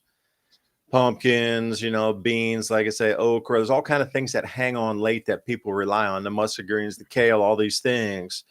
But we're coming into incredibly hard freeze when these plants haven't really like hardened off yet. They'll get it, and they'll get a little cooler and a little cooler, and they get more used to it and a little cooler as they go down, and they'll get into their dormant stage. Well, this thing is just going to hard flash freeze them. And the gardeners around here, anybody's doing like seasonal produce, there's still pears out on the trees, there's still apples, that sort of thing. Better When get that 'em. hard freezes, we're talking about billions in lost produce down here in the Southeast US when they're getting into late November before they really finally get everything off of out of the gardens, out of the fields, off the trees. It's like late November because it stays warmer down here like that. It's not like Michigan, bro. Right. People still pulling stuff off the trees in the first weeks of December for apples, pears, these kind of things. So if that hard freezes, then you got to think about what about the pecan growers, everybody else, you know, everything. This is really unusual. But if you go back to 1880, this is when they were talking about there were two different like Ryan Maue and Big Joe Bastarde. They were saying 1860 and 1880 was the last time we saw these temperatures this early in the year. Was back in those years. 1860, just a few years before the Civil War. And then 1880 was the last time. Now, the 1880s were official records. That's kind of when they agree that 1880 was the start point, and they actually count those because the thermometers were good enough at that point. There's still, you know, you could go back to the 1600s. They had thermometers. They were very rudimentary. You come into 1700s, there's some improvements on them. When you get into the middle 1800s, they're pretty good. They're kind of equivalent exactly what we have today. So they do count those measurements in like 1860. Because the tech was there. It's not like it didn't have thermometers in 1860, you know. Those guys dragging thermometers behind the ship, like trying to get water temperatures in the British Navy, all that kind of stuff, like that's old. That's really old. So the real temperatures that we're coming back to, at least go back to 1880, 1860. We're talking 150 years minimum on the freeze here. This is going to be an extreme cold event. But here's what's the dangerous thing. It comes in super cold like that, lightning fast, massive front, thunderstorms, crazy anomalies with this, tornadoes and thing, and then it gets blown out. And that, look how far down it goes. They're talking way down, like hard freeze in Florida. The citrus crop down there's not ready. No way. You're going to be damaged, everything. But look how hot it gets again. And this is the thing, like after those crops freeze, if they could slowly warm up, or if they can keep them at a frozen temperature, there's a possibility to pick them and put them in through the freeze process. That'll still retain some, but they won't get full price for it. It's, you know, it's damaged on the ag, but it's not completely destroyed. There's a difference. Right. But as it heats right back up, all that fruit's going to, or whatever is out there is going to immediately melt and just turn to soggy mush. There's no salvaging that. It goes so fast from record cold to record heat again, or maybe not even record heat, but look at those red temperatures. You're looking like something, this is degrees Celsius. So that means like 12 or 16 above normal. And those same areas that were just, you know, something like 20 or 30 degrees Celsius below normal. And you got to release Celsius. So let's say 20 Celsius is approximately 29 Fahrenheit below normal. And then when you swing it on the other side, like 12 to, let's say 15 Celsius is around 23 degrees Fahrenheit above the normal. So you're going from that huge, incredible swing into hard freeze all the way back up into massive thaw almost instantly. Like anything in the field is not salvageable at that point. If it stayed frozen, yeah, there's a possibility. But look how long this heat stays around, and it stays all the way through November, through Thanksgiving. And look how brutal this thing is, like 30, 30 degrees Celsius is like 44 or 45 degrees Fahrenheit above normal. And that's coming up way in Minnesota and all these things at the end of the year. Like, you got to think about wildlife. How is wildlife going to cope with this? How is wildlife going to cope with that? You got to think about all these insane things that are happening with these temperatures. Like this, in my opinion, if you could own the weather by 2025, this is personally what I would do, and had envisioned how crops would be wiped out. Now, I wasn't going on it with the military tech side of things or with like the mad scientist technologies. I was just looking previously at the Maunder minimum and seeing where those cool patterns had flowed through from like Saskatchewan and that sort of thing, down through our grain belts, straight down into the Southeast US, whipping out somewhere around like middle Georgia, South Carolina. Like that huge streak of blue was like to 2 degrees Celsius below normal, which is right around 3.5, all pushing 3.8 Fahrenheit. Looking at that pattern, there's the disruption, and here I'm looking at it again. I would like to, I'll wide it out here for you, but this is like, you got to think about that is exactly where that same striated pattern, Ransom, if you could do me a huge, man, can you look up Maunder minimum temperature reconstruction map in some kind of search engine for an image search? Maunder minimum reconstruction temperature map. And then maybe if we can line those two up and put them together, because the striation of extreme heat disrupted crops, but there was this exact same striation of cold, and it wasn't see, this is the thing, they couldn't measure it in terms of like we can today. So the disruption was a disruption in temperature.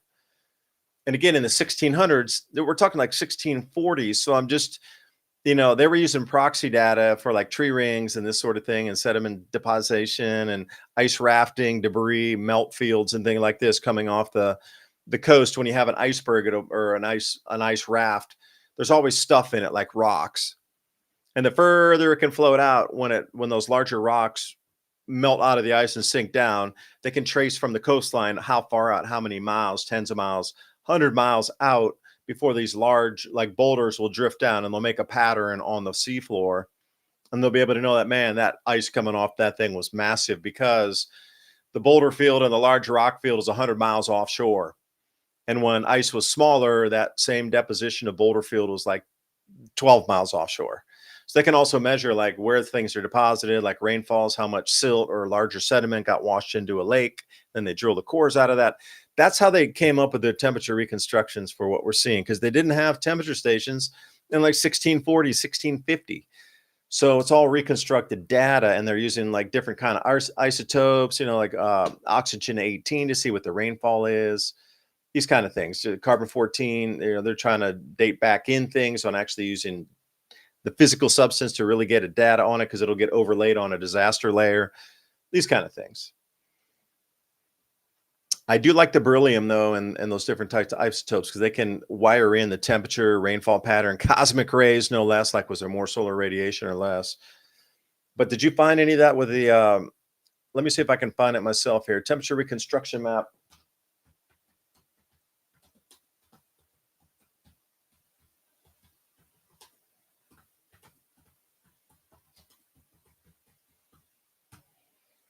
I used to look for this stuff all the time. There it is. That very one I'm looking for is right there. Okay, so Ransom, well, let me pull this image in. I'm going to share this tab instead right there. So if you were kind enough to stay with us for that, you can see that striation. Yeah, it's right there. See the one where my mouse is coming across there? Maybe not with that one, but here it is. So this area is the same area that we're going to see extreme record heat all the way to the record cold down to the southeast US. One thing that it has in common, it has that very same striation from the same areas in Alberta and Saskatchewan all the way down to the southeast US. Notice that as a fact, is a massive, I mean massive, incredibly gargantuan disrupted weather. And that's what that determined. And then if you look at the right there, what we're doing is looking straight down on the North Pole, and we're looking at the temperature now over Asia and China, that sort of thing. That is completely disrupted and cold as well. So if you were going to look over Russia and down into that, blue goes down into Heilongjiang, it goes into like Korea and down in, barely touching into Japan down there. That whole area. So think about Asian crop yields getting totally smacked and knocked out from Korea all the way through Japan, parts of China, Russia. Those are major grain growers. So if you start to look at some of these things that the wars we're experiencing, it's also about grabbing onto grain producing areas across the planet. It's about grabbing those grain baskets before somebody else can. So if you're talking about AI and the need for electricity, that you're going to grab on, destroy another AI plant, and then grab its electrical supply. It's no different. You have superpowers looking at the new grain fields that will be when we come into sort of cooler growing conditions and not as much food. So, again, when this era seems like it's finished and nothing's meant to last past this era, as Ransom so eloquently spoke in the beginning of the show, that nothing's being repaired. It's all in disrepair.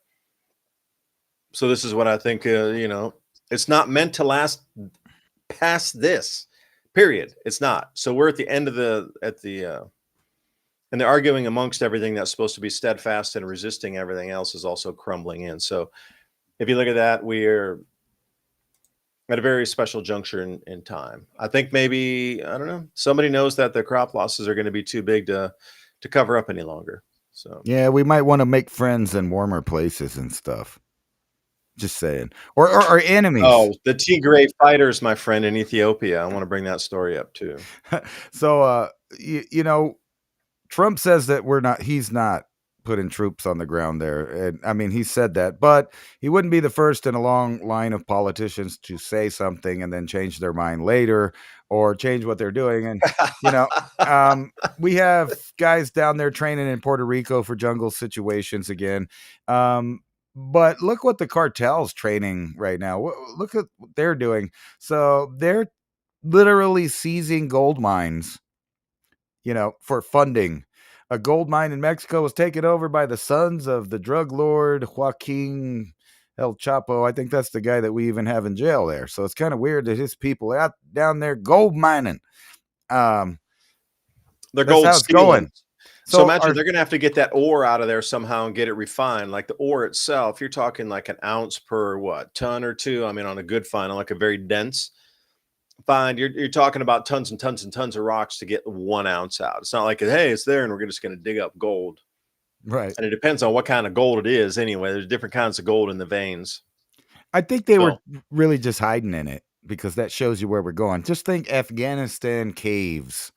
But then you so happen to have a couple villagers down there picking around while they're down there, you know, for nuggets. Yeah, they blew up all those emeralds over in Afghanistan. Like their mining techniques were terrible. They'd use dynamite in there to blow the caves off when they would find like an emerald vein instead of going in and mine it and they just blast it out and whatever's left of the pieces. Hey, good enough. Instead of getting that big couple $1 million chunk, we blew it into, you know, $100 $5 pieces. It's all good, man. Right. I think what they're planning, you know, we were talking about distractions, man, and let me get this. This will go big. Is that a Chinese astronaut there that you're seeing? They're stranded in space, but Well, like see, that's going to dominate the Chinese media, how good their tech is to go and rescue them. And it's almost like those American movies where they need to go up and rescue them. Dude, that's going to be dominating the Chinese feed. So there's their distraction. Right. And then for the space people, we got Atlas. Come on, man. It's an alien craft. It's sped up again. And it's slowing down and it's moving and it changed course. And yeah, well, it's funny how, you know, the stuff that they're actually sharing. Obviously, we don't even, that I know of, even have a telescope to get some kind of images like what's going around the internet now. They got some, you know, some pretty spicy ones. I could redo it. But for the most part, we're just looking at a group of pixels from any real telescope or anything. And even if it was something that changes trajectory, I was going to bring this up a little while ago. If there were, or we happen to be phasing into an era where, let's say, not a fake reality, but a real reality where extraterrestrials are interacting with humans on a real, you know, idea, there's not going to be too many pilots or things up in the skies seeing it or being able to report on it. Matter of fact, all that'll be up there are AI powered aircraft that are easily manipulated on what you're looking at, you know, through its cameras, through its feeds. I don't think you're going to get any more Tic Tac videos or things like that after there's really no people running things in the sky. But as far as this goes, this was one of the greatest distractions of my lifetime for some people. I really didn't put too much, you know, into it. But they're creating. I've been following it for quite some time. Yeah, now, me since too. The anomalies came out. But it's become like an entertainment to see the fake generated things that are also out there. Fake alien invasion. Right. And then you got what you were talking about, these guys trapped in space there. That'll be a Chinese diversion for their news feed too. We're rescuing our space program. We're going to get them down, and you know they're going to get them down, and everybody's going to be a hero. Right. Inxiong. That's how you know, mama. Oh, in China they used to give a hero mother. If you had 10 babies, the state would give you an award and a big Inxiong mama, like hero mother, to have 10 babies. Because back then in the 60s, they thought they were going to fight America and they needed more people. So if you had 10 children, awesome amente. And then you had like 40 million or 50 million more boys than women, and then it's just created a lot of problems. So Not going good for equal rights Hello there to for our women. mothers. Jeez. No, I was just thinking, they put this thing Be a out baby there factory, bro. The and state we needs have to be a World baby War factory. right.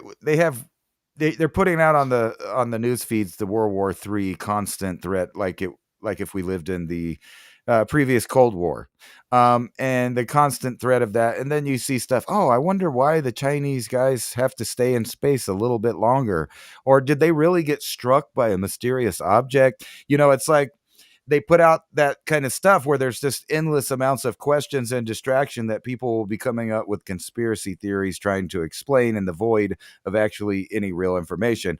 And I keep finding this scenario with no matter what world event it is, whether it's an assassination, a big buy off in the stock market, or a stock up and down or whatever, there's a conspiracy behind it.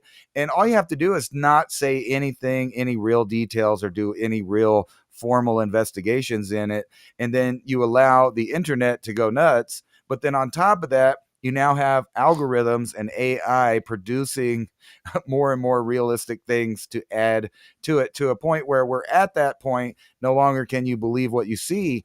We don't even know that the you know news agencies or governments or any of that are giving you a real story at all. It could be fabricated from the beginning. So any, yellow cake uranium videos that might come up in the near future, you might want to question, like, is that really happened? Did they really do that?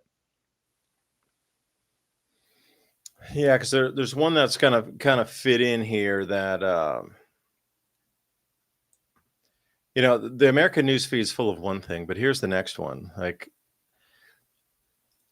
the new Renaissance Dam is the largest hydroelectric dam in Africa, and everybody was laughing as a white elephant project when the World Bank first funded it, because it didn't get that much rainfall up there, and they were talking about global warming, and it was going to get drier and drier and drier.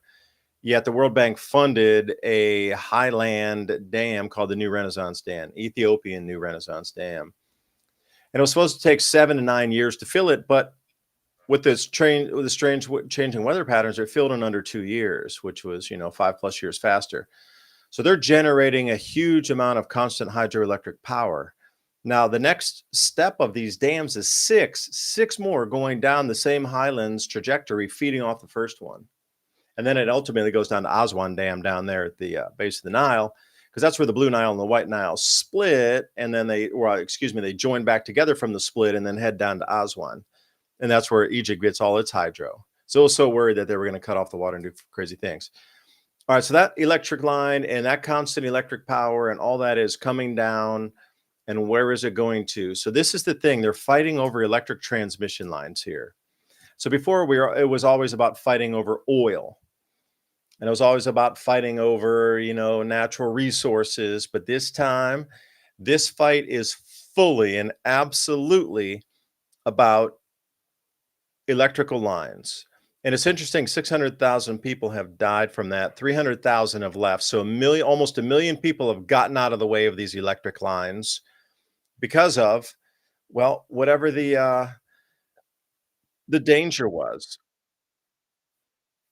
So here's this new Renaissance Dam, and I'll show you exactly where it is. This is where the Blue Nile and the White Nile meet, and then it goes further down from Sudan over to Egypt. You remember, it flows to the Mediterranean Sea. And this is what Ethiopia is going to electrify all of northeastern Africa. And look at such the wide girth of this thing here. And if you think about the potential of Africa, the first place that is going to have total control over the entire economy of Africa moving forward is here, because they have constant electricity. And what does constant electricity give you? It gives you AI. And if they have AI, then they can set up, and they are setting up, manufacturing centers, smelting, ports, and all these things, and railroads, bringing everything to this electrical depot, for a better term. And this is the whole reason that it's gone off the rails over there. So if you're looking at something here, these countries have had, conflict for thousands of years. All right. So what is going on with the willingness to have 1 million people move out of the way, 1 million, to put power lines in to electrify all of Northeast Africa to start the new economy in the largest continent on the planet. Like, again, the reason that the refugees were allowed to flee in the tens of millions, they're about, last count I heard, so it was like 20 million had gone from like the Sahel and North Africa and like Central African countries up to Europe, and they were welcomed with open arms. Well, that's 20 million less people in that area when they come in with new development, new crop zones, new economic zones, new factory zones, new mining, new whatever, city building, construction. None of them are there. They're all in another place. So this Ethiopian thing is really interesting for me, how a war is going on to clear a path for these electrical lines to shoot through unmolested to power Northeast Africa and the data centers that shall be there as well. So if you want to kind of mix those two together, I think that's a good starting point, you know, I guess just saying. the question is who's the major funding behind that? Is it the Western world or the World Eastern Bank, world? International Monetary Fund. So now you know why we're not bombing it into oblivion like Gaddafi's projects and stuff. There's only two reasons to really have the war in those areas. That's either, like you said, to clear out the area so that they can put in their project, or somebody's trying to do a project they didn't approve of, in which case they would just blow it all up. But think about the history of Africa. There's never really been a program like that one so far successfully grow into reality without some kind of strife going on. And that seems to be going full head of steam.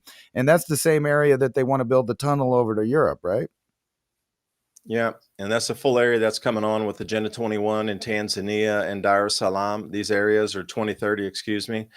Like there's a couple 2030 projects going on there that are the only ones in Africa. Now there is one in Nigeria and Lagos as well, but most of them are centered over on the eastern side there. Kenya, Nairobi, 2030 city. All these 2030 agenda plans are all fully ingrained, like fully functional, running full steam ahead, especially in Kenya and Tanzania and Ethiopia, by the way. Now, Ethiopia, back a little primer here, before the Civil War, Eritrea, that area that is now on the Red Sea up there that broke away during their civil war, that was all part of Ethiopia originally. I mean, going back in very short modern history, we can go back further and who divvied up after what, after World War II, and back into the czars and all these things going back. We can go back thousands of years when the Ghana Empire was running through there, and the Aksum Kingdom with the gold coinage, say 400 AD. I mean, the frankincense and silk routes were all right along in there too. Like all that cross-border trade back then of gold, silver, frankincense, and myrrh, like that's a real deal. That all ran through that area. Like, these borders are porous at best, and like the history morphs in. Like you're telling me, well, Ethiopia was right where the Aksum Kingdom was. And so after the Romans had collapsed, they had the most pure weight for gold coinage anywhere on the planet. Like their weight and measure system was the weight and measure system to look up to at that point. They took over Roman coinage at that. So think about that transition of they dominated the weights and measures of gold system in Ethiopia. Aksum Kingdom, AXUM, check it out. Do some research on it. And then come full circle now, it's just like this really poor place with zero infrastructure. And they were leaders. They traded with the Ghana Kingdom too. They had like this, if you think about BRICS, the way they would swap gold on the trades to equal out what wasn't equal, with like a timber trade for a grain, for like a wheat trade out. Okay, you give me some lumber, I'll give you some wheat. We'll take it equal pricing. We'll swap it off. Okay, there's a few bucks left over. We're going to settle that in gold. That's what they were doing way back with the Ghana Kingdom and the Aksum Kingdom. Like everything we're seeing is nothing new. Gold, like gold settlement systems across Africa, that's what they were doing 600 AD. Like what the hell happened at that point?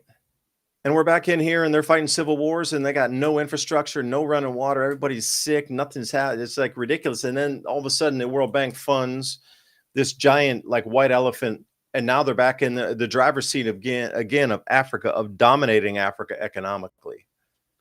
Like it's weird how it went this big circle where it's almost like any Yuga cycles that we see: the Iron Age, the Bronze Age, the Golden Age, and then it swings back down, the Silver Age, the Bronze Age. Is like everything is a cycle. We're in a circle. So where does that take the United States? We're in the collapse. We're coming down. Like everywhere you look, it's just a cycle repeating itself in history again and again over centuries and millennia. We're not talking like years like we are now. We're talking millennia, cycles changing, and all, an enormous amount of Africa is coming back green again as well. So it's interesting how, just on a focal point here, they're tossing all of the new economic development for all of Africa and the Northeast.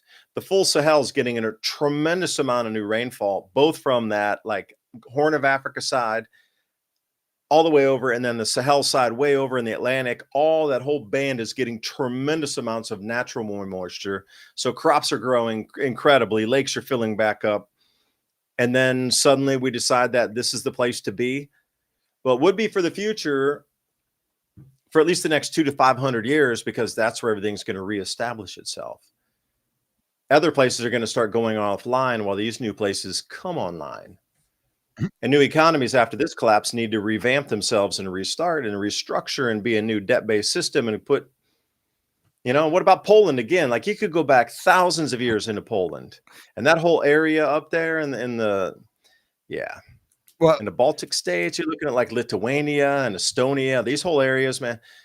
You're going back way, way, way back in history into all these places. And again, I would mention it's just a cycle as they come up, transit, dominate, get pushed to the wayside, collapse, and then they're back in the rebuilding phase to come up and dominate again. It's weird how everything's moving in a cycle. It's like we got 207 different cogs and wheels of the cycle of just the planet's economic system and the superpower powerhouses. right.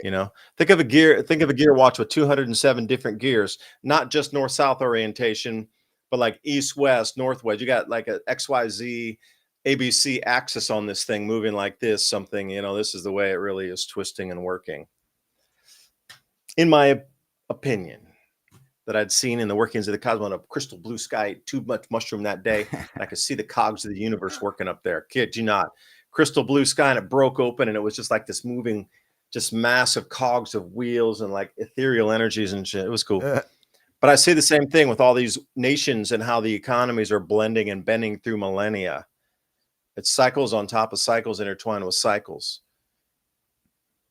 I'll leave it there. I was just going to say, let's check on. He's like, oh, just like so casually. Okay, great. Let's keep Well, I keep was going. going to Dave. say, let's check in on those people that left that area you were talking about. What's going on where they went, which is Europe. And this is what's going on in Europe. 500,000 volunteers to reinforce defense of something that hasn't happened yet. Meanwhile, over here, we're just building doomsday weapons all day long, and on the other side, they're starting production too. And then NATO chief urges Europe to prepare for a long-term world war with Russia, China, Iran, and North Korea. Long-term, but that's all right because they got all those new helpers that can help volunteer for the war there. And what happens all around? You have a whole area where you get to reduce the population of those people that left down there in North Africa and around there. And then you also get to reduce the population of the native Europeans and the Russians and the Iranians, if everybody really did get involved. And then, in the background, we got Elon Musk winning $1 trillion Tesla pay package. Which way are we going? Are we going robotic? Are we going full automation? And what would the world war look like? And then meanwhile, while he's going to get that $1 trillion, everybody else is wondering where all the jobs went. Where's the middle class going? They're all pulling back spending because I think they finally see it. And somebody in the audience was, saying, do I not think that the people that watch this show prep? Well, I know you guys do. I know this group of people do. The problem is that we're a small fraction of the population out there, and not everybody's, preparing for the future. Yeah, very small amount. And again, what I find so interesting with all these changes, okay, this is us. Natural, because you mentioned troops and things, the natural order of the world in the animal kingdom is also being upset tremendously. Yeah. Like the amount of, black bears, I consider them just like large rats that come through the rubbish and cause a lot of problems around here. Raccoons are terrible. Black bears are worse. They're way bigger. They can break open almost anything. But there's been so many bear attacks in Japan. And you have to wonder why. Okay, so this is just your average black bear. Like if you saw this standing out there and you're hiking by yourself, uh, unless you know bear techniques, that might not very well work to try to make a lot of noise and scare them away. If it was me and I was carrying a rifle with me and that thing started to attack, I remember with the bear, I always shoot low because the way their snout jumps, you're going to miss. Most times people shoot over them. Just a hint to self: if a bear is coming at you, just from the old timers telling me this, you always shoot low because the way they come in with their snout, it's deceiving. Again, I talked about birds with the different iridescent colors to try to get predators to go in the wrong direction with the glint off a translucent wing edge or something. Same thing. Bears are the way they do it, just deceiving with your eyes. But if I was there and I had the chance and this thing was coming to attack, I would definitely draw on that thing for sure. If you're out in the wild, if you got 2 or 3 people, you should be able to fend that thing off. But what's interesting is they're going to be restricting bear repellent spray, which makes me wonder, why would they do that? That's the thing. Like it's like mace for a bear, basically. But look at this. Japan's had more than 100 bear attacks and 13 people killed across the country. Like what? Look, and there in the dark bold there, sightings have jumped 6-fold, 6x. They're, That makes no sense to me. Like what is going on they're truly? hungry. Well, it's not about them being hungry. Something is changing, I believe, in the magnetic field. Like we're seeing all these magnetic field anomalies along the southern hemisphere to the point where they quit publishing data off swarm. It was too intense where the changes were most. Now they show the new world magnetic model where on the south, that thing has, I wouldn't say doubled in size. I would say a good 60 to 70% larger than it was on the last reading 5 years ago when they updated it. So you have to think about the depleting magnetic field in the southern hemisphere is not quite doubled, but it's, on the next time, if it does that again, we're talking, an eighth of the southern hemisphere is going to be at a magnetic anomaly versus, negative, where the polarity is not there. So you got to wonder, like, how are those people going to behave in the country? Are we seeing more violence in South America? Are we seeing strangeness in South America, in like southern Chile, southern Argentina, those areas? Uruguay, Paraguay, that area down south. Like, how are people behaving in that area? Because if you look at the world magnetic model of the South Atlantic anomaly, it's expanded over those areas. Predominantly, those anomalies were down like in Antarctica, way out in the Atlantic Ocean. There might have been a couple islands where some people lived. Right. Okay, you got 100 people maybe skitzing out because the magnetic field's different. Okay. But now it's moving over where tens of millions of people live, hundreds of millions of people. So I'm wondering what the mind would be and what kind of effect that's had on the human psyche, resonance, perception, thought process, emotions, and everything else that could be with the human resonating in a different magnetic field. Like, how has South America changed? Because that's the question. If it does indeed spread from that point globally, then we would get a sort of crystal ball on human behavior, looking at that anomaly first and seeing the uptick in crime, the decrease in crime, the uptick in marriages, the divorce rate increasing, decreasing, the childbirth rate. Oh, people are whatever. There's so many metrics you can get from society based on an increase or a decrease on a noticeable level, like a X sigma, 3 sigma, 5 sigma, 6 sigma event outside their ranges, because that magnetic field's moving right on top of everything over there. Yeah, it might cause a migration of animals and people, and cause all kinds of effects. I mean, we know there is some portion of effects that happens with magnetic field storms when we get hit by geomagnetic storms. The question is what happens to those people that have no, guard whatsoever? And I would think that you'd start seeing stuff like crops failing and stuff like that eventually. And that's in that major growth area where that moved in. But, I actually have been seeing a lot of articles, not about South America, but about up here, about Central American and some South American animals making a home in North America, moving this way for some reason. And it kind of is counterintuitive if you think it would be getting, super cold up here for some of these jungle animals to be coming up here. Like I brought up when I did it solo one night talking about the jaguar sightings. from California to New Mexico and now down into South Texas. But not only that, they have the South American, Central American version of the raccoon, the coati or cowtie. I don't know how you say that. Anyway, they're being spotted all over the place up here north of the border as well. And although their range classically did kind of come up a little bit, they're not, like, no one sees them. Like Arizona and New Mexico are not known for those animals, and people are seeing big packs of them looking for food. That's why I thought Unless it was wetter. well, If it was way wetter and there was a lot more forest, there'd be a lot more food and they could exist in that range. think But about the vegetation's not there to support the forest animals they eat. Well, I was going to say, think about this. It's hard to see a food chain in its entirety. So if you're having effects with specific animals, behaving or changing places or migrating or even dying off due to radiation that they don't normally deal with, that would cause a chain of events, a domino effect of different animals changing their behaviors to fix what's happening or adapt to the situation, which might cause unseen bad things in the future. And you just see this little domino of animals behaving strangely because something's missing out of the ecosystem now.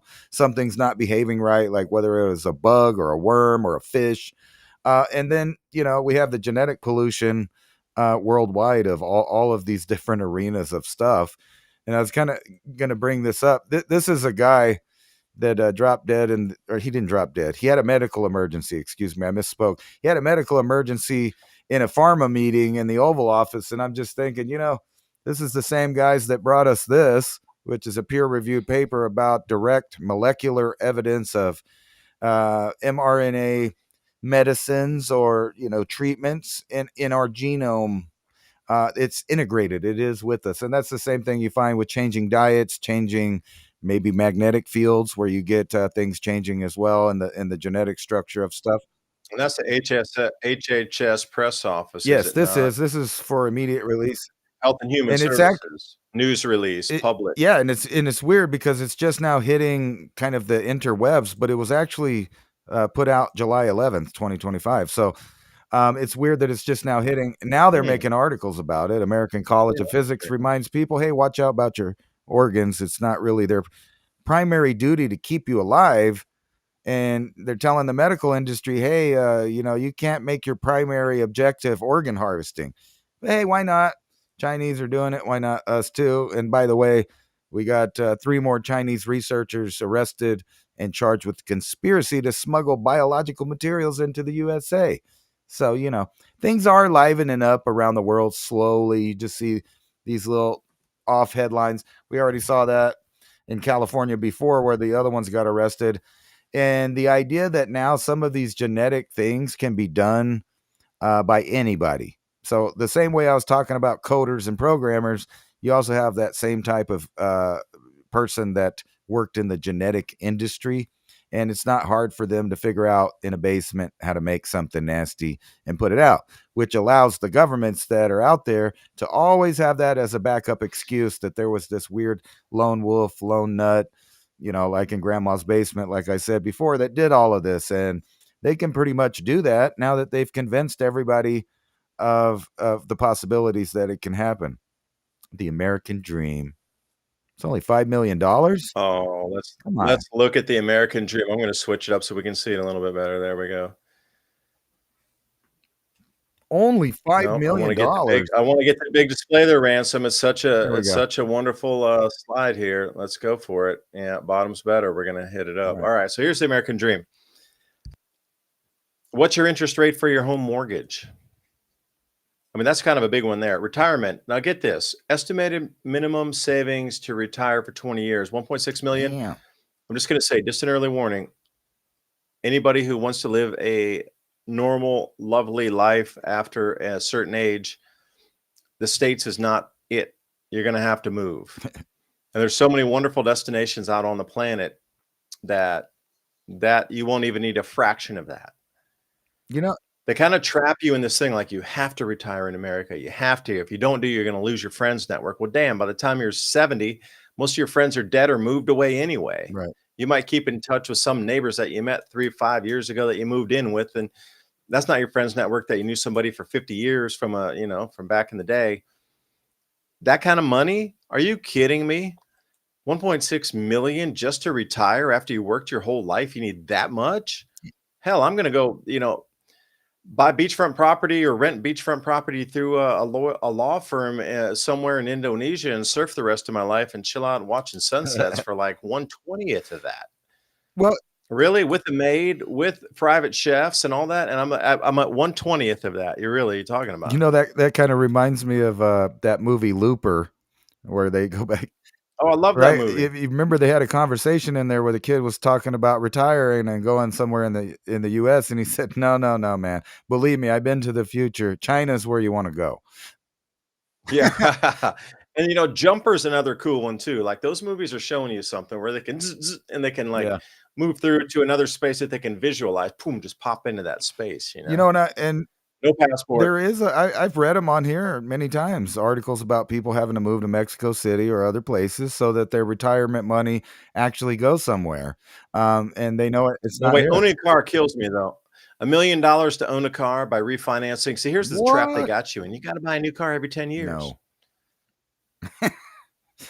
Well, they're made to break down now. Back in the day, I had this 76 Jeep Cherokee, coolest car, man. We could fix that thing to, yeah, like just a regular socket set, and you could fix nearly everything on that beast, Right. Like it's the first time I ever learned how to turn wrenches and work on any motor at all was that thing.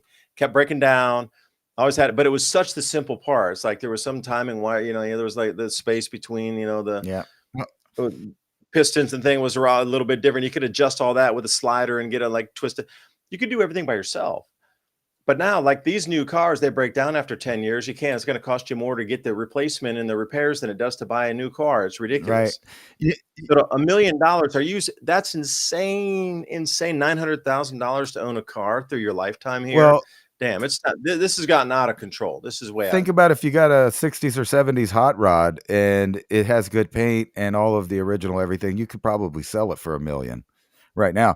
But think about this. If you're really going to think about the long term on cars, you're either going to have to have something American pre-1980 or Japanese pre-2000 or post-2005. Almost all the stuff in between those years is junk. You got the whole K car line from the 80s. The 90s cars were garbage.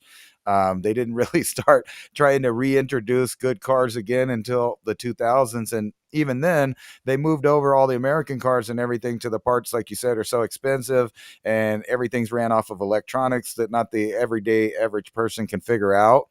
And that's why I said American pre-1980. If you got something that's in really good condition from then, that's the thing. And the parts have gone up, but they're still lower than these electronic parts and parts that are made to be, all together. And I go with Japanese myself, Hondas, because anything that's an Acura or a Honda has interchangeable parts from different cars, different year models, and it's easy to work on, and everything's adjustable. So like you might buy an American car and it has a cast part that holds the wiring harness, and then or a cast part that holds the air conditioner or the power steering, and it doesn't adjust. You have to have the belt that goes with that car or it will not work. It's hard to move it around. But if you have a Honda, you can twist a couple nuts and move that stuff around and adjust it. You can take out the air conditioner and roll without it. You could move around stuff. And not only that, you can use belts that come off of 1970s model American cars. Weirdly, some of the belts are the same. It's just weird thing. Yeah, good advice here. Hell, let me Having more of stop the same sharing car here. too. Having more of the same model of car is in your best interest. Like I've tried to do that with every product, really. So whatever it is, if you find out it works good, you need like 4 of them. See, this is why you want to tune in every single week to the Civilization Cycle podcast, live radio show. Info like this is worth the entire conversation listening to us. So thank you for joining tonight. Remember, civilizationcycle.com. Jump in there. We'll give you the show notes every week. 10 different bullet points that we talked about tonight. And that is for sure going to be number 1 right there, the intertwining, and look for those automobiles where belts and parts and can be swappable between different lineages of autos, because that's going to be an important thing. Just as, taking metals out of buildings, the persons who understand how to deconstruct a building and separate the metals out, that's going to be a new trade. That's going to be a winner. That's 2 bullet points right there out of the newsletter. So, coming through next year, and I'll add, 7, 8 more different ones on top. So those will be right there on the list. So if you want to get that, buymeacoffee.com/civilization cycle, and also the civilizationcycle.com website for the show notes. Just slide right down below the player for our newest episode. Anyway, thank you for joining tonight, Ransom. Thank you for giving me your mind to jump through some ideas again, and we'll see you next week. Sign us out, Ransom.